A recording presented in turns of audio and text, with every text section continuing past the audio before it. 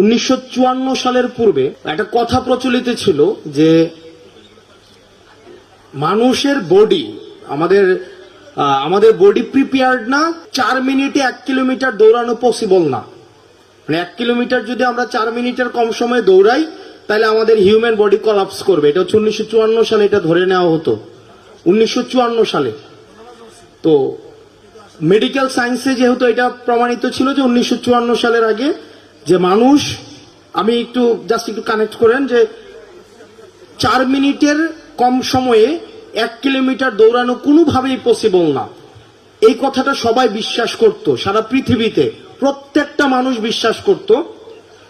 তখন Robert Bannister নামে একজন ব্যক্তি ছিলেন, উনি মেডিকেলে পড়াশোনা করতেন।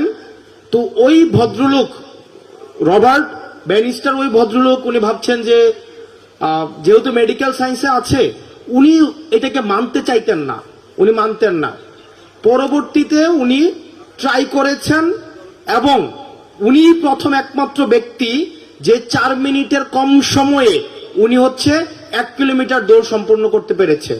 উনি প্রথম ইতিহাসে 1954 সালে রবার্ট ব্যানিস্টার, যিনি 4 মিনিটের কম সময়ে 1 কিলোমিটার দৌড় শেষ করতে পেরেছে। এর পরবর্তীতে 46 দিনে আরেকজন ব্যক্তি 1 কিলোমিটার দৌড় কমপ্লিট করতে পেরেছে। তার পরবর্তী 1 বছরে 20 জন ব্যক্তি আপনার এই 1 কিলোমিটার 4 মিনিটের কম সময় শেষ করতে পেরেছে। তো তার মানে কি 1954 সালের পূর্বে মানুষ কি এটা ট্রাই করে নাই? 1954 সালের পূর্বে যেহেতু সায়েন্সে বলা হয়েছে, মেডিকেল সায়েন্সে, এই কারণে মানুষ ট্রাই করে নাই। কিন্তু এই যে রবার্ট ব্যানিস্টন প্রথম ব্যক্তি যিনি চেষ্টা করেছেন, তার মানে হচ্ছে কি কোনো প্রবলেমকে ওভারকাম করার জন্য এটা ফিজিক্যাল কোনো প্রবলেম না, এটা আমাদের মেন্টাল প্রবলেম। এই মেন্টাল প্রবলেমটা যদি আমরা ওভারকাম করতে পারি তাহলে যে কোনো কিছু পসিবল।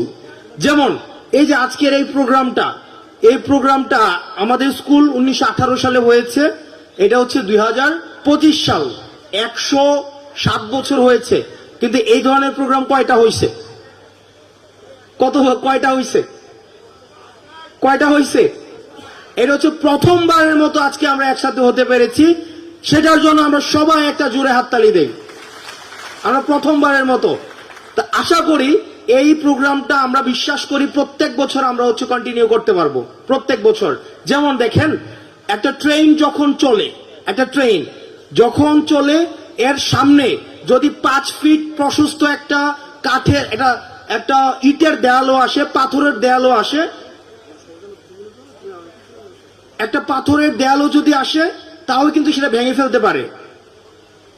কিন্তু ওই ট্রেনটা যখন থামা অবস্থায় থাকে, একটা যদি কাঠের কোনো কিছু জাস্ট চাকাটার মধ্যে থাকে, এটা কিন্তু চলতে পারে না।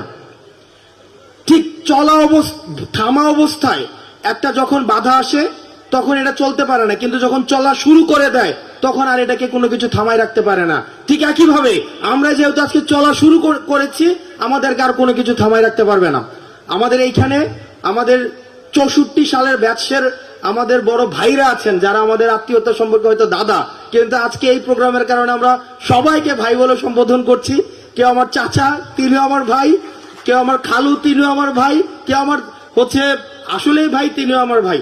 আপনারা সবাই দোয়া করবেন আমরা একসাথে যেন আমরা এই পাইলটিয়ান্স পরিবারের মধ্য দিয়ে আমরা যেন আমাদের ইতিবাচক কাজের বার্তাগুলো সবার কাছে পৌঁছে দিতে পারি।